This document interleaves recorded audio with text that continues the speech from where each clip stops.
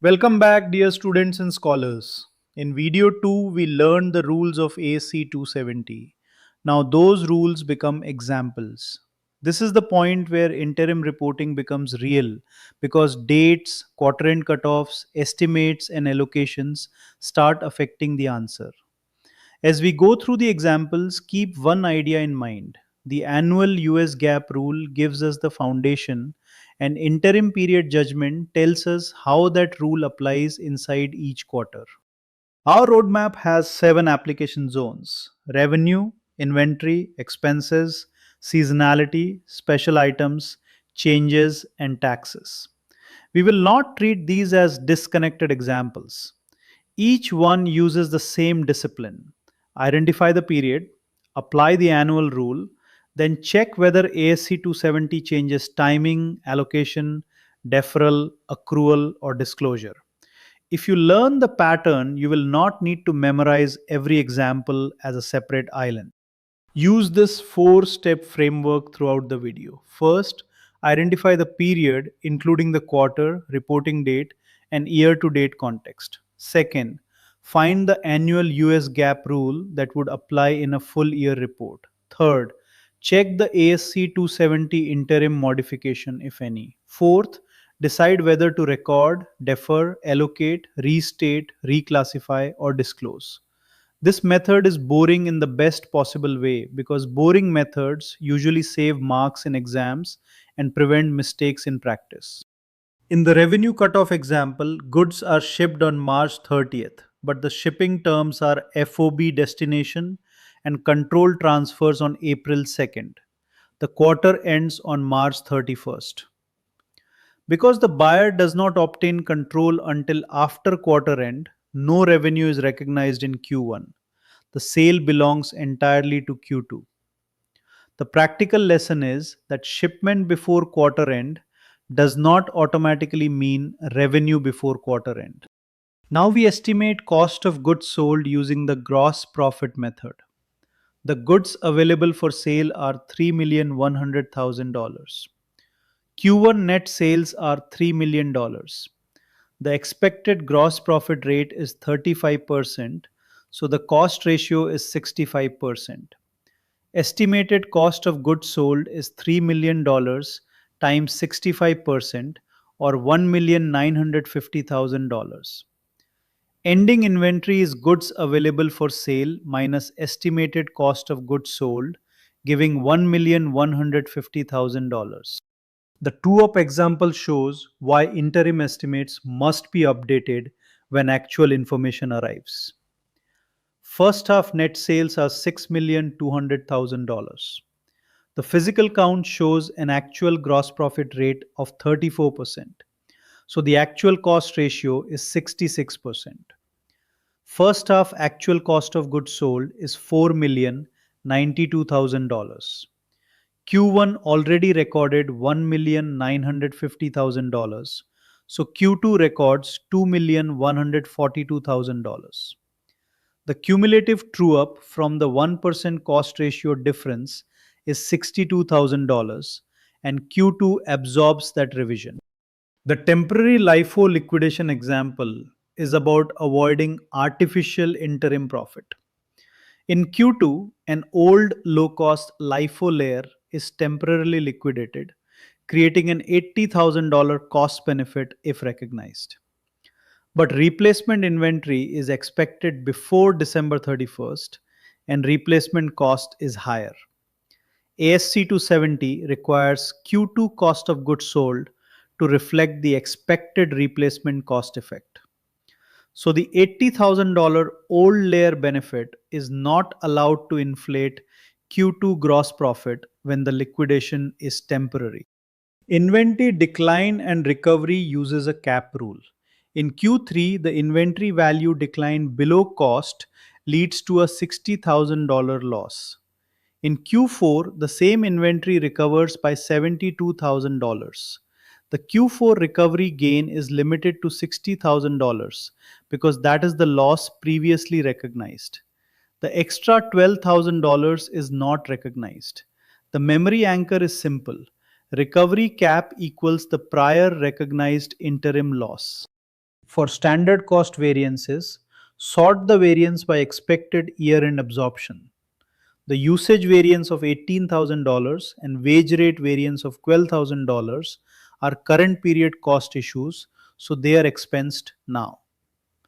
The planned capacity variance of $50,000 may be deferred if management reasonably expects it to be absorbed by year end as production normalizes. The test is not whether deferral makes the quarter look nicer. The test is whether year end absorption is reasonably supported. The annual repair allocation is a clean example of cost spreading. A major scheduled maintenance repair costs $48,000 in Q1 and benefits the full 2026 fiscal year equally.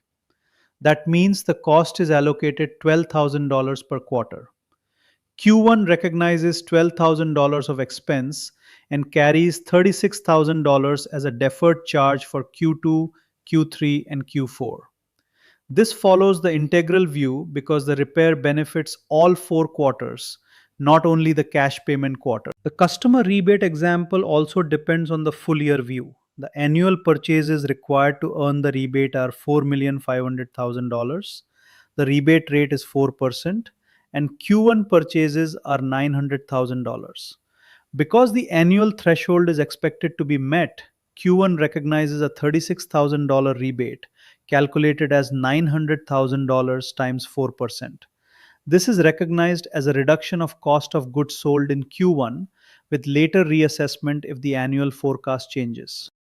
The advertising example asks whether the future benefit is specific and demonstrable.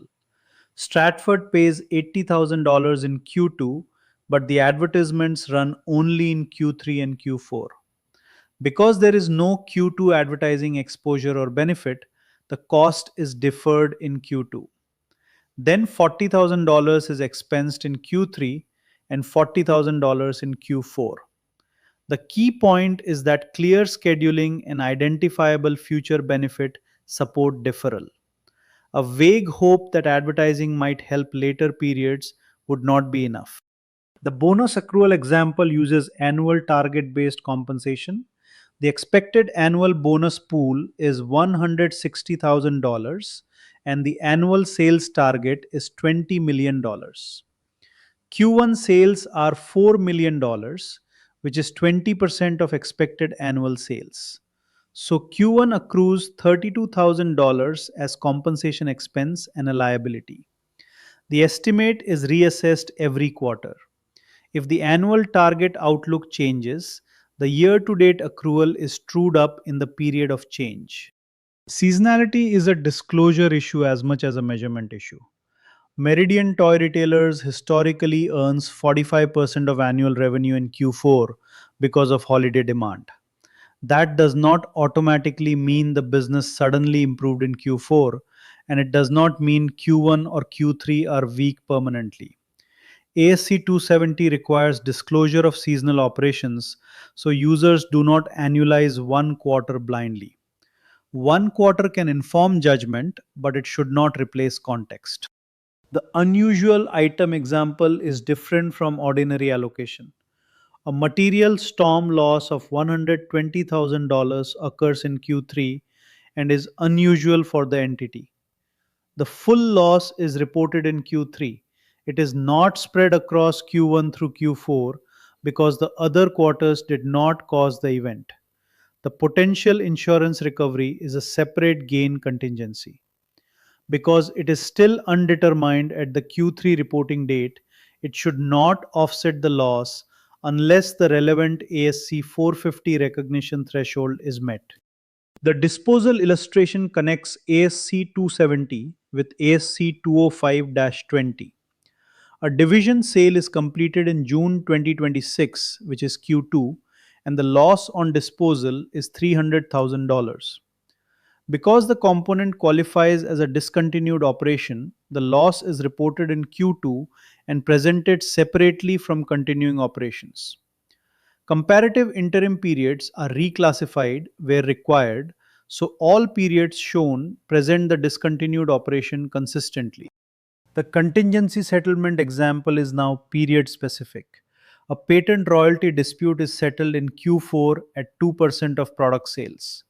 The 2026 sales produce total royalty of $28,000, but that total is allocated to the quarters it relates to: 7,000 to Q1, 8,400 to Q2, 5,600 to Q3, and 7,000 to Q4.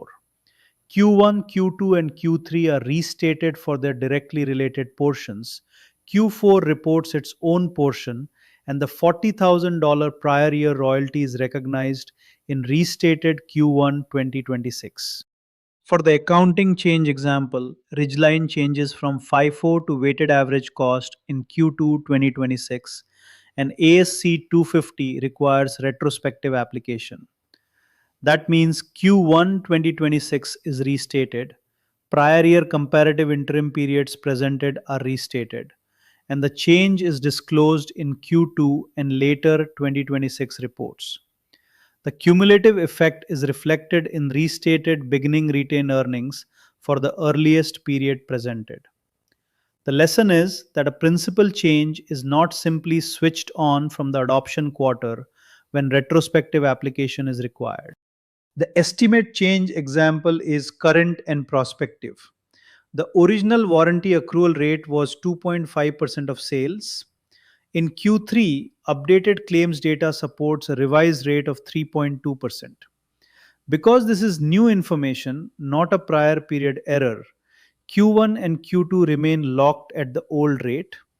Q3 and Q4 use the revised rate. Do not confuse a genuine estimate revision with an error correction. That confusion can completely change the answer. The interim tax example uses the estimated annual effective tax rate. Estimated annual ordinary income is $1 million, and estimated annual tax is $250,000. So the annual effective tax rate is 25%. Q1 ordinary income of $220,000 gives $55,000 of tax expense. In Q2, year to date ordinary income is $520,000.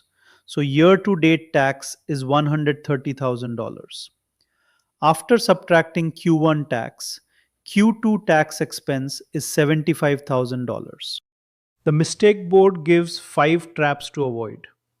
Do not treat every quarter as an independent mini year. Do not spread unusual losses across all quarters.